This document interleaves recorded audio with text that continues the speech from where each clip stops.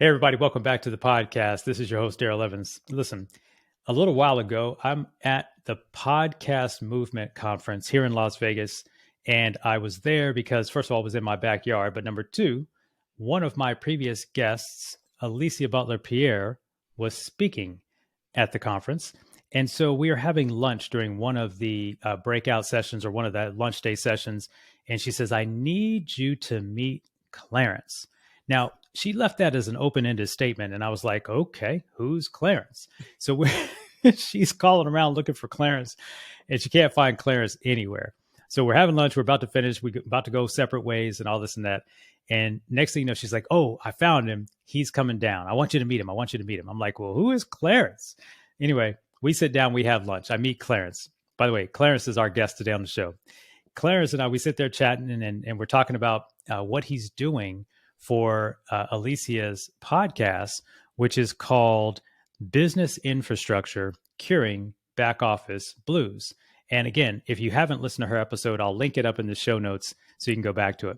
So anyway, we have a nice little conversation, Clarence and I, and over the next couple of days, we chit chat a little bit further, and we get to learn. I get to learn more about what it is he does. I'm going to tell you more about that in just a moment. Fast forward to the story. He goes back and looks at an episode that I was on when I was on Alicia's podcast and notices, and we shared a common bond. Now, he could tell you what he thought, but I thought we really clicked after we met at this event. Come to find out, he sends me a text message later and says, hey, dog, I saw the KA paddle in the background. He goes, I'm a noob too. And so I'm excited to have with me today, and just a fascinating conversation, Clarence Levy. And let me tell you a little bit about him, background. These are my words. He could tell you differently. This cat here, his DNA is music. Hailing from Baton Rouge, Louisiana, Clarence Trey Levy III, by the way, has been playing percussion since the age of 3. He continued his musical journey while earning degrees at Morehouse College and the Georgia Institute of Technology in Atlanta. And he really never strayed away from his passion in music, but he landed in the world of engineering. We're going to talk a little bit about that. While he was at Morehouse, he founded the Morehouse College Marching Band Funk Squad Drumline Fraternity, where he still gives back as a drumline instructor. But that's not all. Clarence is also the founder of the Sabor Music and Brass Band, which is made up of lifelong musicians across the United States and even Peru.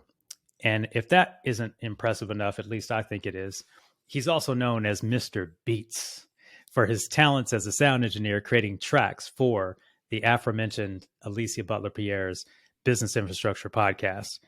I'm excited, not just because I think I've met a new friend. I know I have a new frat brother. We're brothers in the same bond. But more importantly, I want you to understand that when we were talking, I felt like he fit so perfectly into the theme of what we talk about. And that's the journey from inspiration to realization. And when life knocks us down, from breakdown to breakthrough. Hey, everybody, listen. This is my man, Clarence Levy. What's up? What's going on, man? That was man. I'm not worthy. I'm not worthy. Oh, come on, man. So we're actually gonna knock that out right now.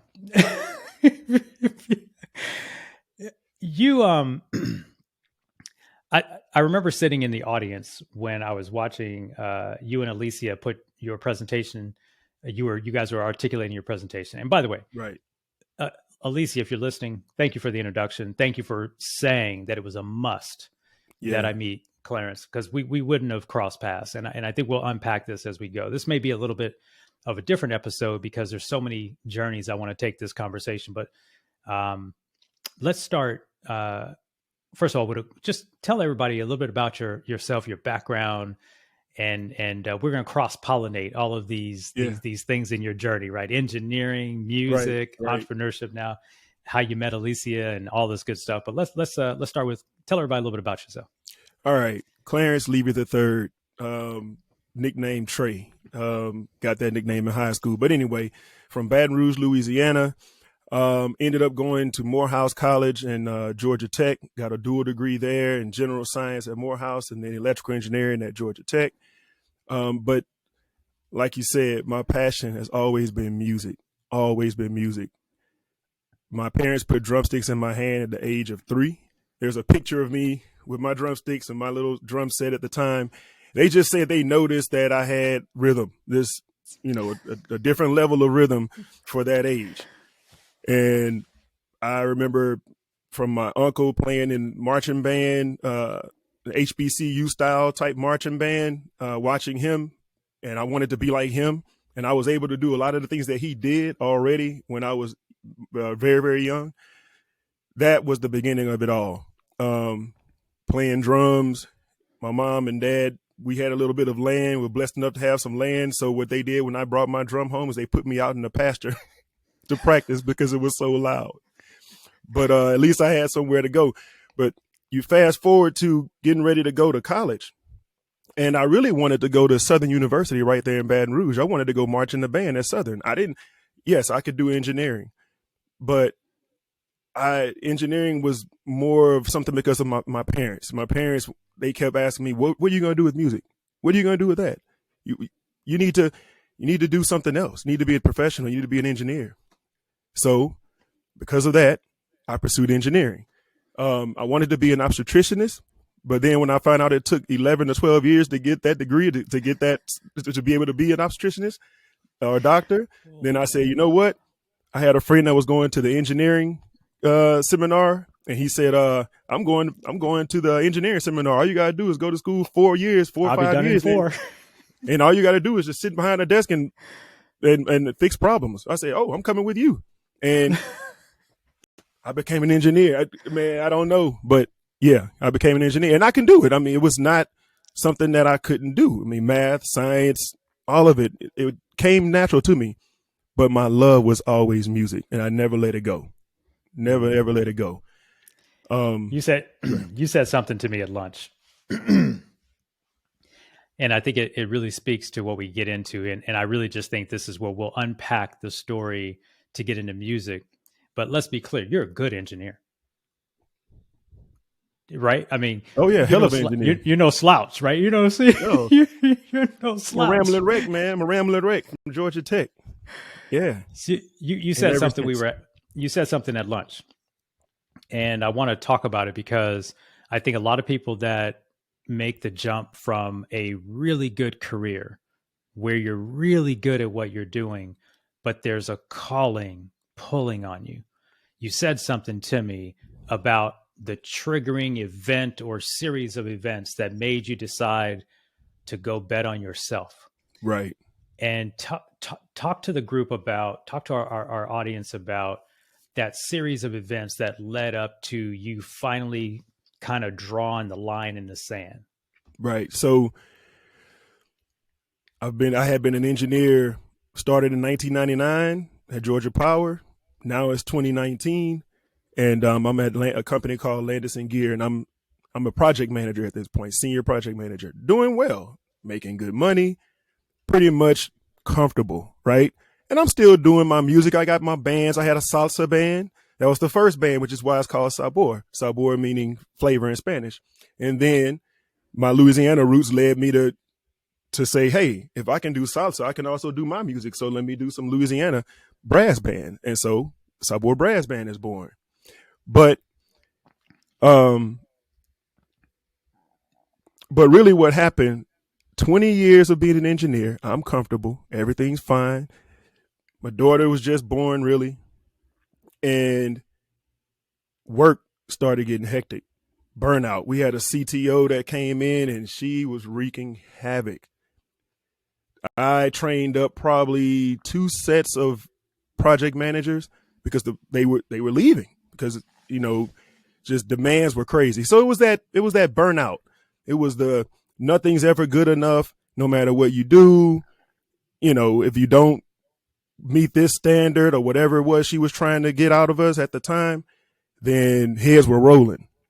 But I always, I had my paperwork and I was ready to roll. So I kept trying and kept trying and kept trying and kept bringing other people in. I kept leaving. Finally, my wife came to me and she said, let me know, because she could tell I was coming home. I was bringing that energy home. She said, let me know, if you're ready to write that letter and do your thing, let me know. And actually, I was at work, and it was one of those days I was in a conference room by myself, and I was just going through it. My wife called me and said, or she texted me and she said, write the letter. We got your back. It felt like the world came off my shoulders. And immediately it's like, go ahead. Sorry. Who is we? It's your wife and my wife and my daughter. I mean, my daughter was like 1 at the time, but yeah. She's a part of the conversation, right? Right. Yeah. She's been part of the conversation ever since she came in the world. So yeah, she was 2 years old, but yeah, she gave me her okay as well.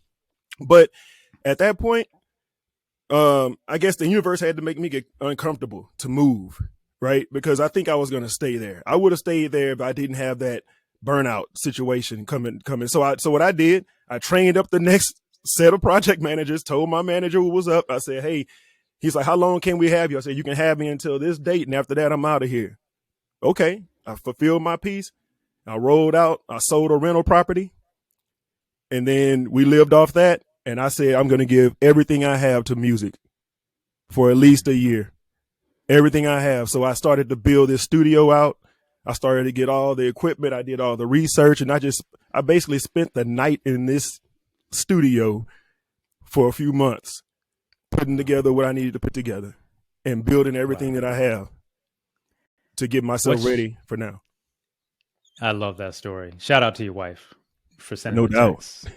Shout out to your wife for sending the text. And I say that because listen, I know you can't, as men, right? We carry a responsibility, right? As Black men, we carry a responsibility not to let our families down. And some of us, when we mature, we get to a certain spot, we realize there are certain times we feel like we can't do something because of adverse consequences, not because of us not wanting to go back to the bottom and grind and get it done, but because there are other people involved and we're responsible. So shout out to your wife. Yeah. What are you passionate about at that moment when you said, I'm going to throw myself into this all in for a year? Describe what it was that you were thinking about, meaning let's articulate and start to understand what it means to go all in on, like, not, you didn't completely walk away from engineering, right? You've got some projects. I did for the first year. Oh, you did? Okay. Oh, yeah. Okay. Like I really, yes. Then take us through that 12 months. What was the business what were you thinking about? What were you shooting for? What were you working on? I think it's going to be super helpful for people that are trying to make that career pivot, but they're afraid to leave something. I heard you say you sold an investment property, so that would help with the finances. But take us through that 12 months. I think it'd be a very interesting conversation so someone else can have perspective. So during that 12 months, I did at that time start to, first, I just researched. I gave myself time. I just gave myself time to research, to unpack everything that had happened up to that point. Because even to this day, the day afterwards, even though I felt better and I felt like everything was lifted, I asked myself, did I do the right thing? I mean, because all of a sudden I'm no longer on this 8 to 5 rigid, going to some office, real work. First, I spent the first 6 months trying to convince myself that I was doing real work. Wow. Right? That took me 6 months to just say, and even to this day, even when I'm taking a meeting and if I'm dressed in this and some sweats, that meeting is no less important than if I'm sitting in a boardroom somewhere with my engineering uniform, my khakis and my, and my button down on, right? That's right. So, but it took me a long time to understand that, because the type of meetings I was having then were the type of meetings that we had, where it was actually, I felt too good, right? I felt like, this is too natural. This is, how can this be work? And sometimes it's one of those things that I fight with today, but you have to continue to tell yourself, like when I was in Vegas, I was having a good time, but I was working. That is Wow. work. Wait, man. Wait. But just you said so many things there that are so powerful, right? Like you were questioning whether I'm actually really doing work because I'm actually excited about this stuff where I used to be grinding and I Yes. was good at the grind. And now you're having some self dialogue about whether this is even valid or not. Like, is this even work? Because I can't be working and having this much Having fun. fun. Ain't this something? And I know Yeah. when we were chatting through the breaks at the conference, you always had a smile. It was always jovial. You were like, oh man, I picked up these 3 great things from this guy and I met this other cat over here. I could see it in your eyes, man. I could hear it in your voice. Right. And so I think that's a big lesson for people, right? When you find your purpose or when you step into it and you're willing to bet on yourself, it doesn't mean it's just going to be easy, but there's a feeling that transfers. You're like the Mm-hmm. first 6 months. I had to keep selling myself. Right. To that I me. was To me. Right. to talk about that. I think self-talk is important. So what did you do? What were you saying? What things were you saying to yourself? And how did you do the development work outside of the confines of the whatever it was? I'm sure you didn't work 8 to 5 because you're an achiever. I know that 2 Right. ways: either through what I know you believe in through our frat, Right. or through the achievement of 20 years in engineering. What kind of development work did you do on you as that self-talk was setting in? How did you overcome the what we some people call the imposter syndrome, right? Where you're not sure, maybe I made the wrong decision. How did you work yourself through that? 2 things. I think it was me, and then it was also the universe, and I think just how things led me naturally. Um, Development on my own was a lot of, because you got to remember, during this time, we also went into the pandemic as well. So it was, I had a lot of time to be in here. And Right. that's when I discovered different people that I listened to, like Earn Your Leisure, and different people I started listening to, and they kind of preach that same stuff, not only being financially literate, but also for the small business or the entrepreneur, like that's real. Your ideas are real, just as important, just as good. I felt I knew my music was good. I always knew that what I produced and what I did was good, because when we perform or when it actually gets out there, it gets the praise that I expect. But just because I didn't have some big name behind me, or because I don't have some studio or some big exec saying this guy is it, then, until you get to that level, you have to fight yourself to say, keep going, because you're your worst critic, right? So my development through that time was really, number one, accepting what I did as good enough, and then just immersing myself in the right rooms, or putting myself in the right rooms, i.e., I took that meeting with Alicia when she called. I had the time. If I had been at the office somewhere, I probably would have never made that lunch meeting. But what I did cleared the way, no matter how hard it was and the battles I fought day by day. What I did see, and my wife saw it too, she just said, everything is just happening. It just seems like every time you get to a point where it feels like we can't, what's next? Another door opens. Something else happens organically. So she said, just keep doing what you do. Just keep being yourself, and things will happen. But you got to believe in what you're doing. And I even had to tell her that sometimes, because, sometimes when she just walking by and I'm in the studio, I'm bobbing my head to some music. That doesn't look like work, does it? That's right. That's right. That's right. I know the feeling. Oh my gosh. I've heard enough. Sometimes I get, what you do all day? You sit around and you play on a computer and eat bonbons or something, Yeah. but It is funny, man. Let me ask you this. Um, what did your circle say to you? Circle is defined how you want to define it. Your close friends, your close family members, when you walked away from a 20-year career. They were fearful, all of them. The only people that really believed in me for real, besides myself, 75% of the time, was my wife. That's it. Yeah, yeah. My sister Now, too. My sister too. I gotta give her props. My sister too.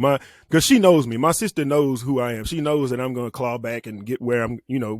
Back to where I need to be. But my mom was like, she's old school. You left that good job, that good yeah. paying job. Them good people. Yeah.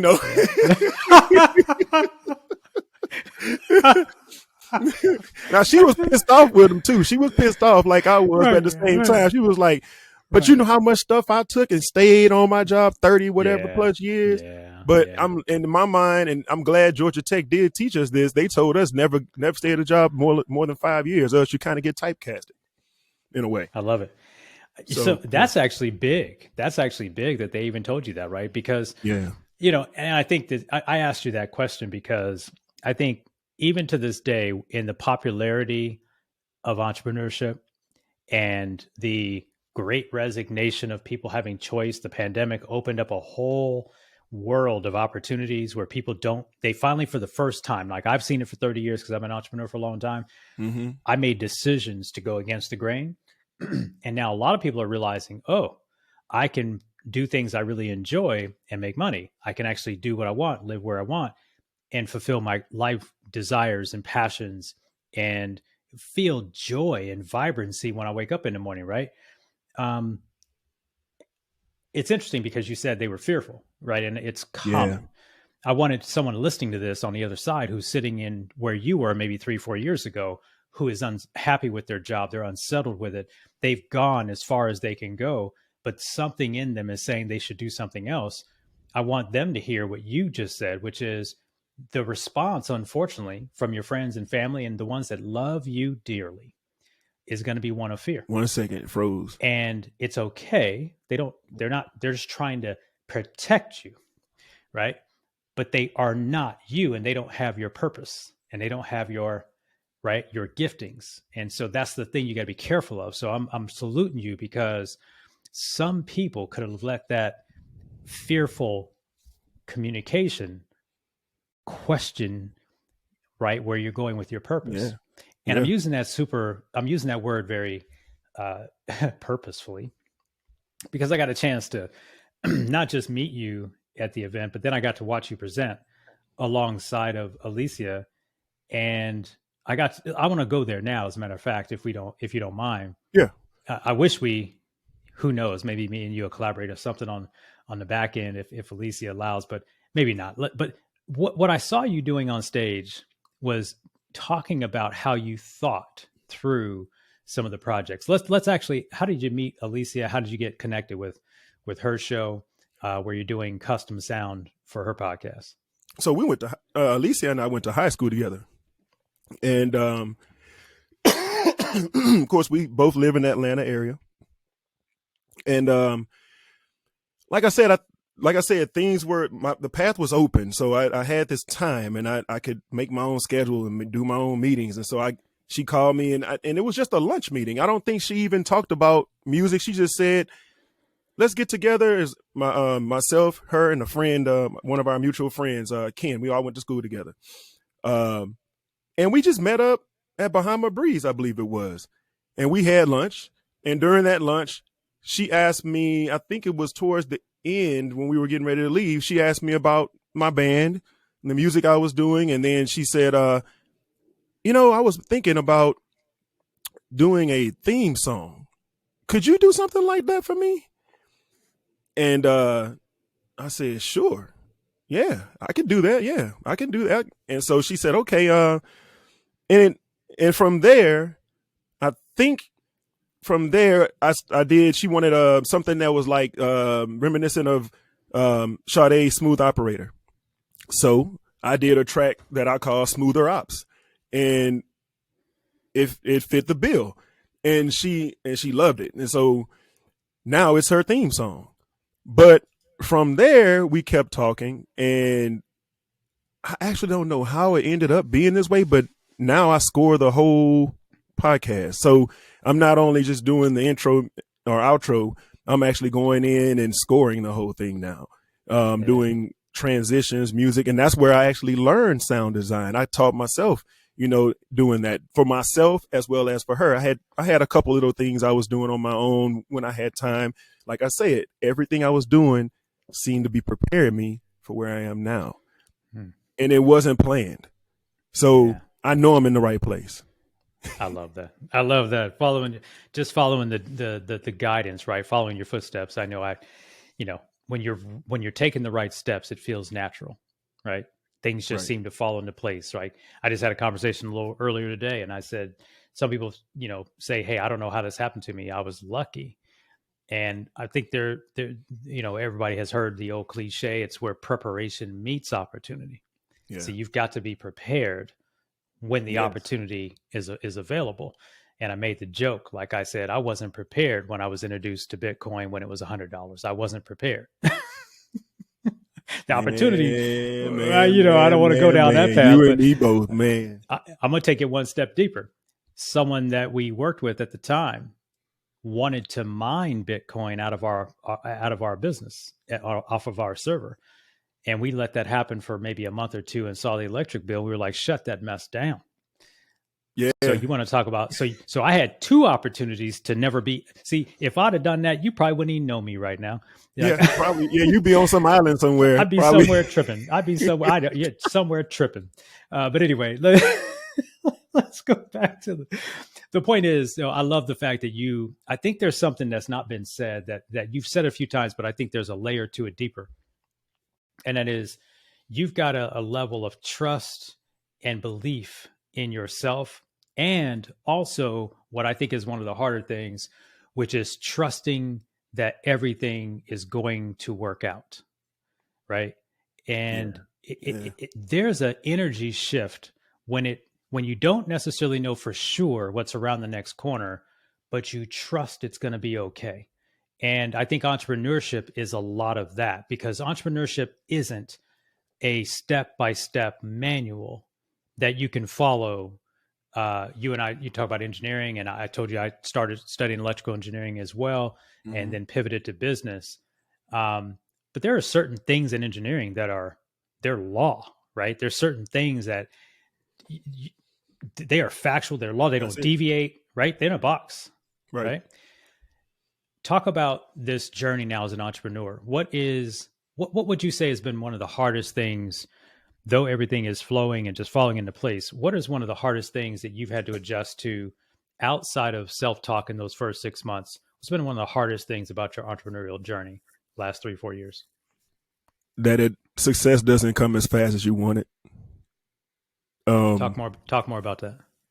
Yeah. So I invested in myself, and I actually had my father-in-law, another investor that helped me. I wrote down everything I needed, wrote a budget out, and I put out a couple of albums during this time, and there were some things we were doing, and I had to get capital, and I had to buy all this equipment, the lighting, the cameras, I wanted to be able to do everything. If we wanted to shoot a video, then I was going to just go find someone who can man the camera. I wanted to have everything in-house. And so I went and I put together everything that we needed to do. So, so really, when with that, I lost train of thought of where I was going with that. Yeah, success doesn't happen as fast as So it doesn't. So success doesn't happen as fast as you want it to. But like I said, it was the small victories along the way that kept me in it in the beginning, before I got to the point where now I know I don't, like you said, I have to be mindful that, yes, I need to be thinking 6 to 8 months down the road.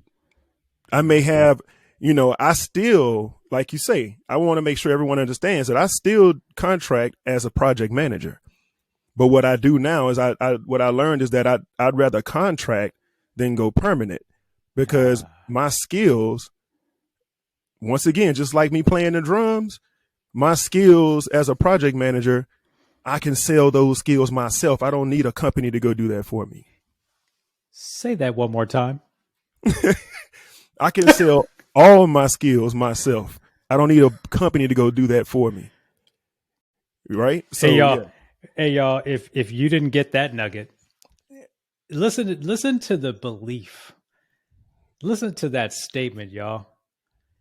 I don't need somebody else to sell my skills. I can sell my own skills, and I can choose. He didn't say this, but I remember you had a couple of project calls while you were at the conference. Yeah. And you're like, yeah, no problem. I brought my mobile situation. I got my project stuff ready to go. I got a couple calls to take, and then I'll be back down. I'll be back downstairs. Right. That's the thing. It's not either or. Some people think it's either or. Right. Right. Right. It's an and. Right. Once you raise up to that understanding that you manage your own contracts, right? You manage. I love the way you put that, man. I've actually never heard it that way. That's why I said, say it again. Salute to you on that, man. So I got to ask you about your creative process, because now we're going to dive into your life of rhythm, because and we don't have to get all the way into the nitty gritty and the weeds. But you told me about this one specific track that you had to create for Alicia's show. And you told me about, I think it was you and your daughter that collaborated on this track. Please tell everybody how this track came together and what you did to, this was one of those things which I'm thinking, ain't no way on earth I would have thought to do something like that. And so just kind of set the scene and take us through that collaboration you did with your daughter. I thought it was the cutest thing ever. I think it was the first season that I was doing sound design. And so this is how I kind of got into Foley effects. I didn't really know what that was until I started doing it. So she needed, in this episode, she needed a manufacturing background. So it had to sound like a factory. And so I'm thinking, I've worked in factories before, so, machinery and, things knocking around and just, just busyness.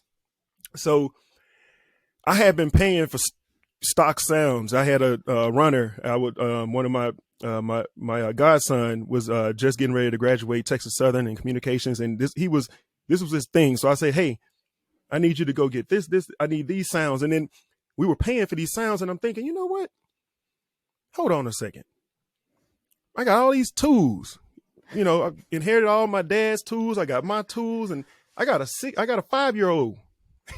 So I got all this wood I've been working with. So I went in the back, got some wood. I went and got my drill. I got a hammer. I got, what else? I think I got some, the screwdriver and the drill.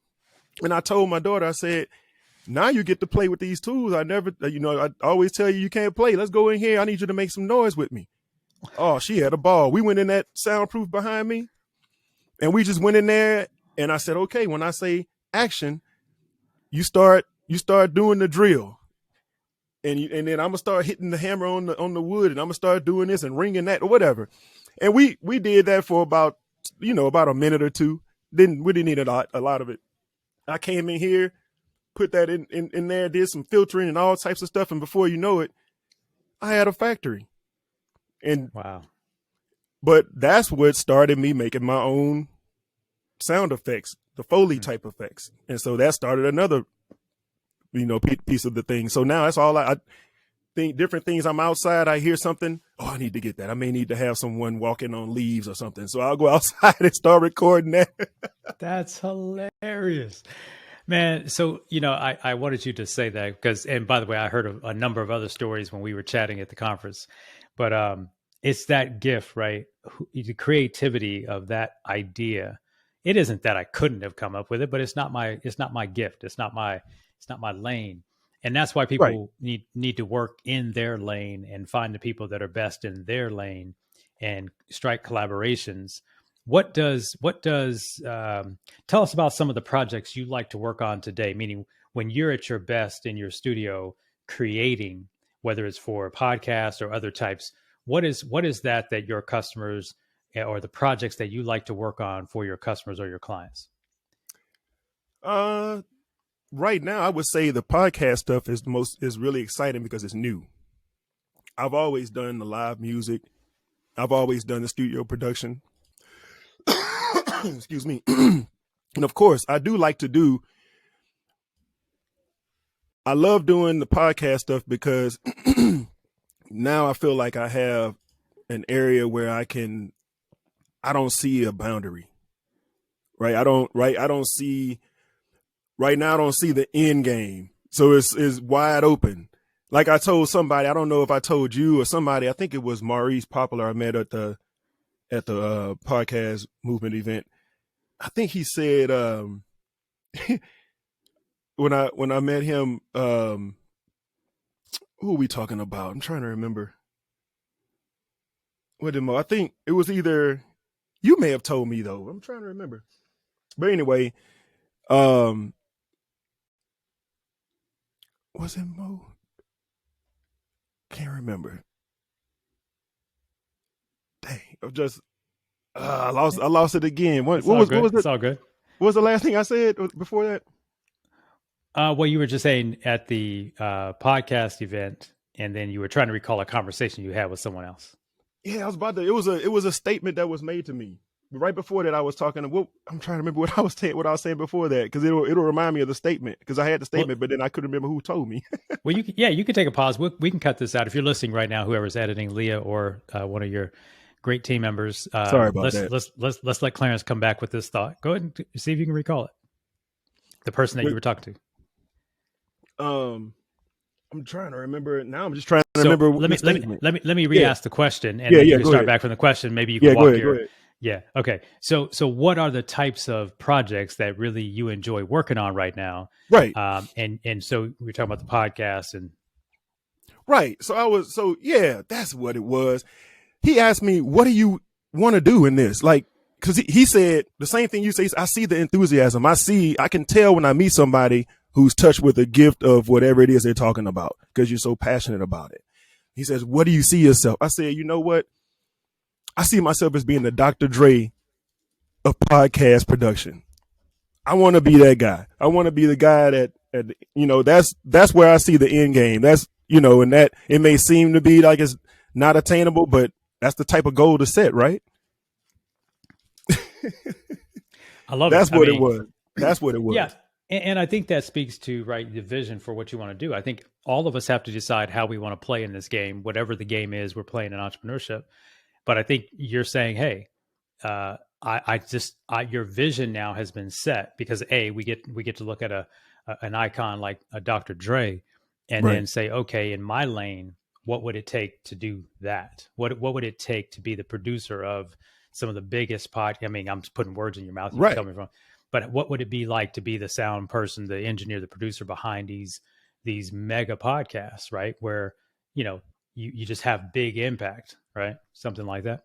Right. Exactly. If you, one of these big podcasts, if they're looking they need a new intro song, they need this and that, call Trey.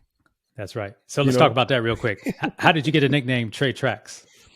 The third. I'm the third. So, well, first off, I'm the third, and I've always had people having trouble with my name. If I call to order a pizza or do something like that, I say Clarence and they say Craig. I don't know why.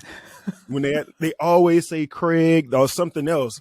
And I'm like, did I just say, okay, whatever. So anyway, I had a friend, and she passed away, actually. So rest in peace. But I had a friend in 10th grade who turned around and just told me, she said, when she found out, because I think that's when I first started saying I wanted to go to Morehouse. And I think Boys in the Hood was out, and Trey and Boys in the Hood went to Morehouse in the end.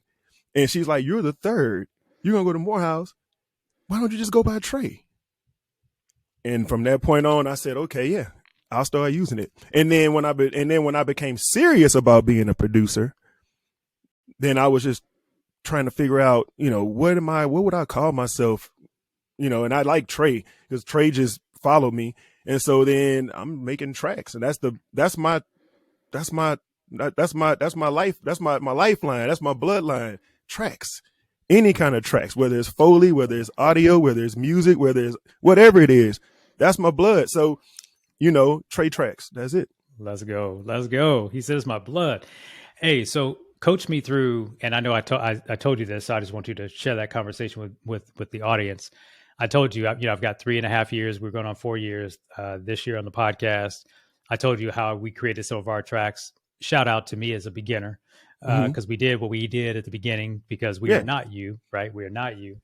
But talk to me about the way you think about working with your customers, your clients.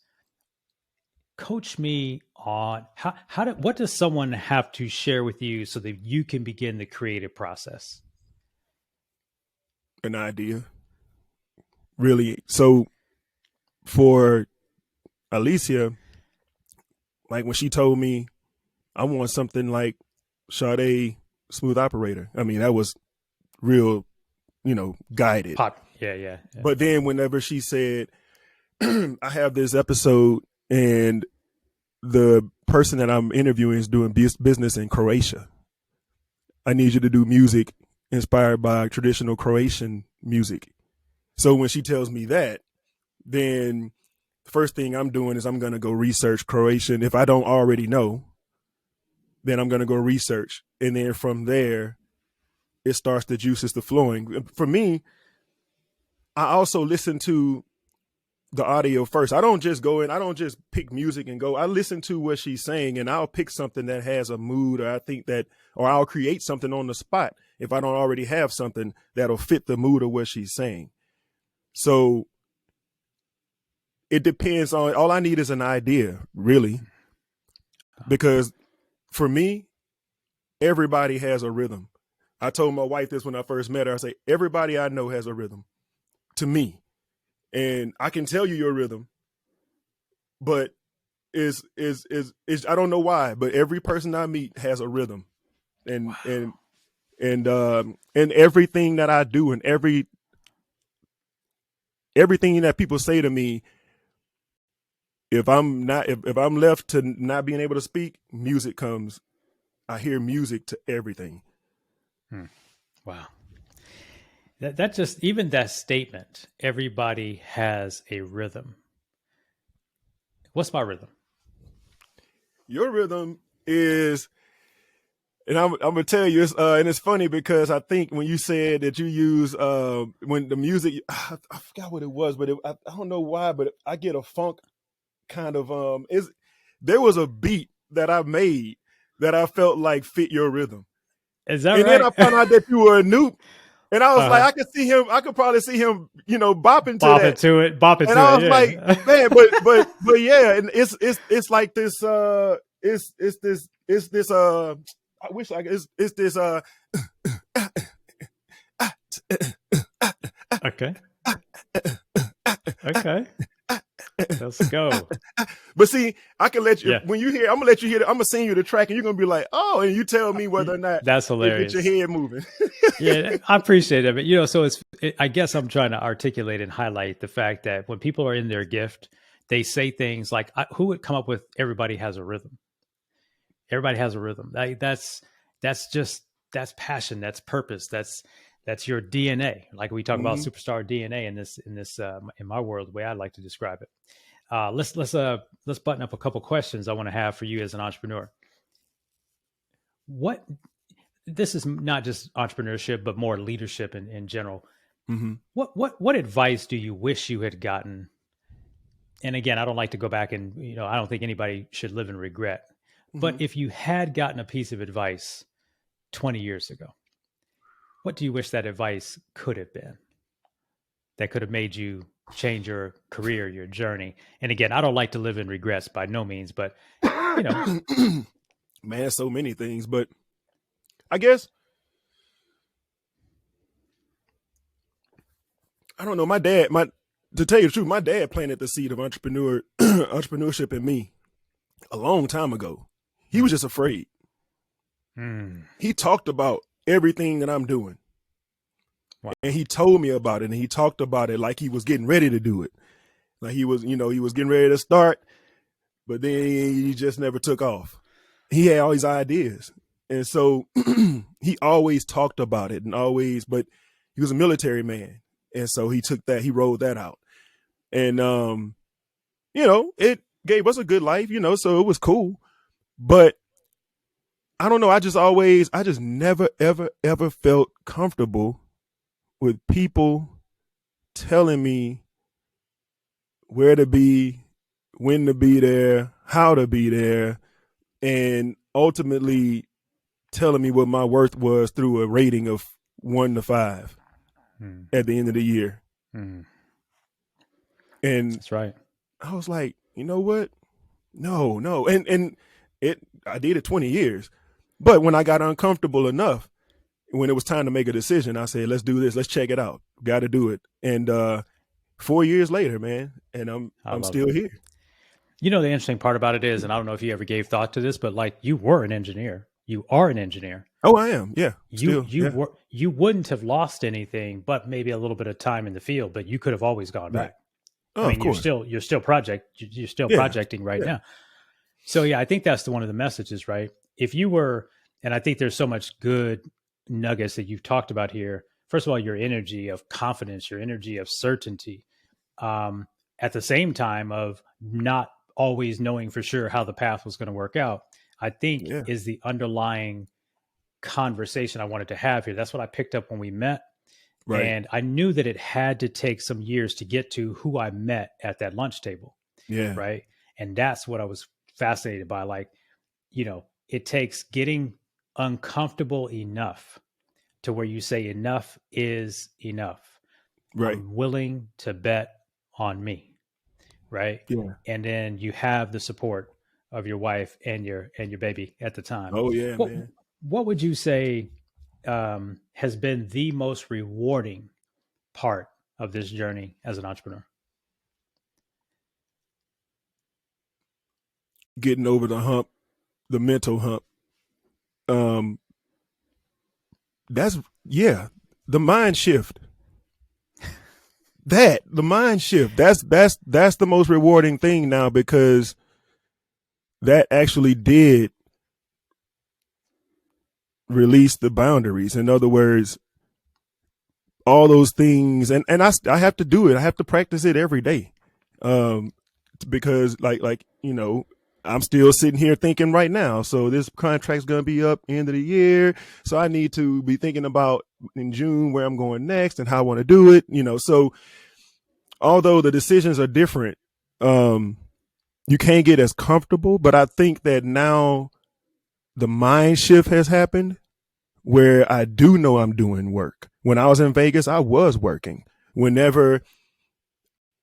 I got these shirts, and oh my gosh, the one thing I was telling you over there, I said, I think I was talking about, I was getting ready to buy somebody else's shirt, supporting somebody else's business that I didn't know, some brothers, and I'm gonna still support it. But then I was gonna buy a hat or a shirt that was $80 or something like that. Mm-hmm. And then when I was going to get my shirts made, I was complaining because my shirt was going to be about $30 or something like that. Yeah. And I started thinking, mind shift, right? Yeah.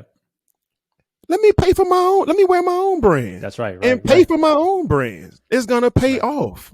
Yep. Mind shift. So it's like, that's, I think, been the most rewarding thing, that I've gotten over that hump, and I can now shift the mind, because it's the way you think about it. I think that'll set you free. Yeah, I love that, man. That's a really interesting point, right? Same thing. I'm not trying to be the seller of merch, but MindShift is my life, my legacy, my brand, but it's also a model that fits. I was in a car this morning, riding with someone, and he was talking about the journey. And he says, so what is your show about? And I said, well, we're talking to entrepreneurs, but it's really for everybody. And we just talk about the journey from inspiration to realization. And when life knocks us down, from breakdown to breakthrough. And he goes, oh yeah, that's life. And I'm like, you're right. That's why this show is for everybody. Has an entrepreneurial slant to it, but it's to articulate that life is going to be life anyway. So why are we not living our dreams for those that feel like they're stuck in a job and not following their entrepreneurial passion, especially in an age like today, digital age like today, where you can work from anywhere, do what you want, when you want to do it. And so I love the other thing you said, which is you have to work on this every day, right? Yeah. Mind shift ain't one time. It's not one time. You get to resell yourself, because we spent 20 or 30 or 40 years doing this other thing. That Right. programming is a part of our subconscious now. It Some was of it is easy. that's right. Some of it is upbringing programming. Some of it is experiential programming. Some of it is environmental programming. Some of it is economic programming. And that programming doesn't get detached just by us saying one thing one time.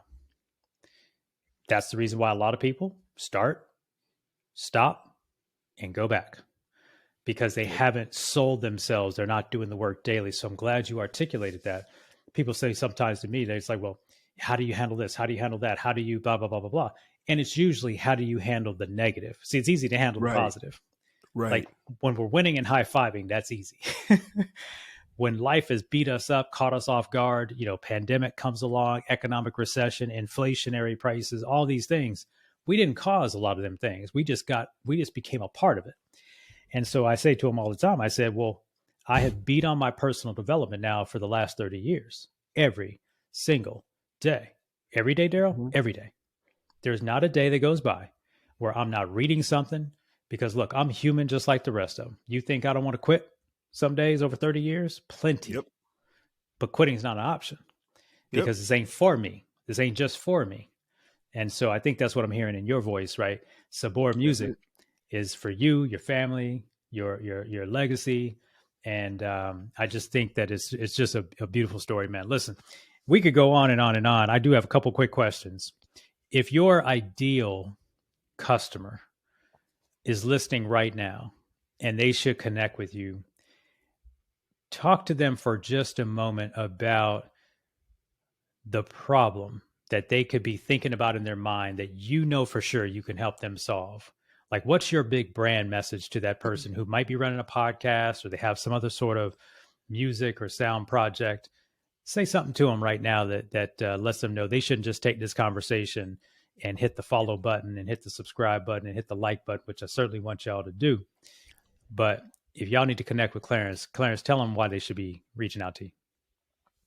Basically, if you look at the name of the company, Sabor Music Flavor, one of the things that I heard over and over with the different podcasts, and as they were getting away from the library stock music, the normal, what you hear on a lot of the presentations, and what they like to say, the boring music. If you want flavor, if your podcast is missing flavor, missing sabor, I got it. If all you have to do is go to saborbrassband.com and you go to the tab that says sound design, and you will hear everything that's going on for Equilibria. And I guarantee you'll see why you need to call me.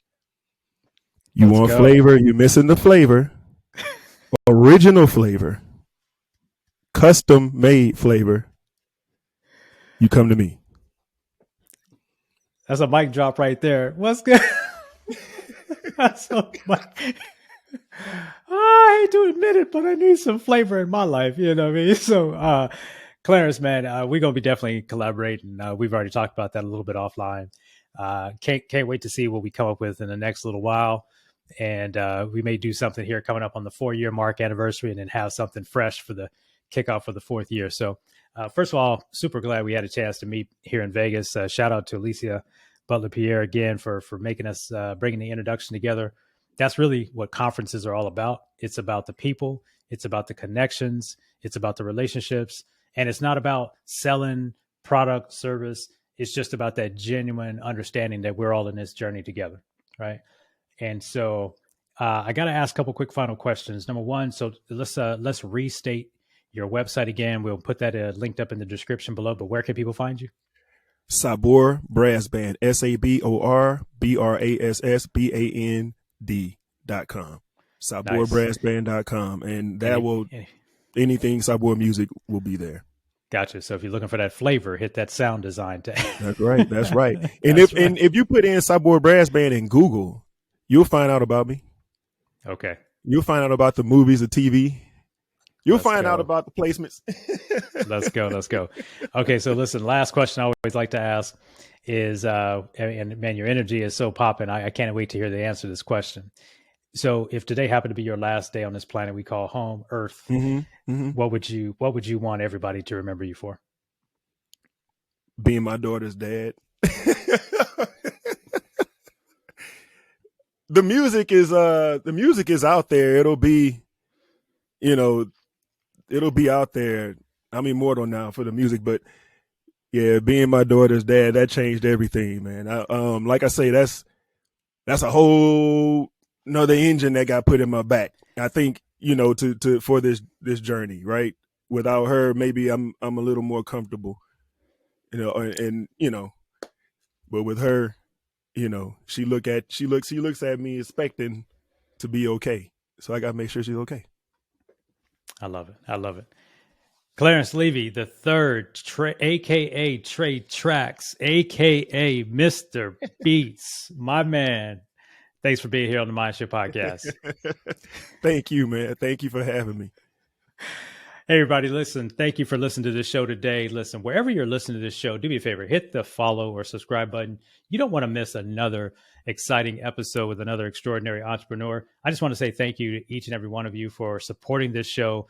As I said, we're coming up on our 4th year, and every single day, every single week that I get a chance to interview exciting people, it is my pleasure to bring you the conversations of what I've been seeing over the last 20 and 30 years, whether it's somebody I just met like Clarence Levy, or whether it's somebody like Alicia Butler-Pierre, which will link up her show so you can go back and listen to her show, or any of the other amazing guests. It's absolutely been a pleasure and a privilege to connect with these individuals, entrepreneurs, thinkers, achievers, and leaders, and share their stories with you.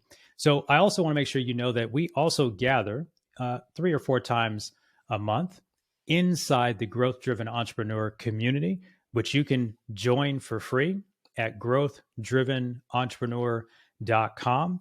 Come into our world. We've got training classes, we've got talks, we've got webinars, we've got Q&A, and we want to help you continue to grow in this journey called entrepreneurship. I've been blessed over the last 32 years to be an entrepreneur. That doesn't make me perfect. That doesn't give me all the answers. That don't give me all of the instruction that you may need.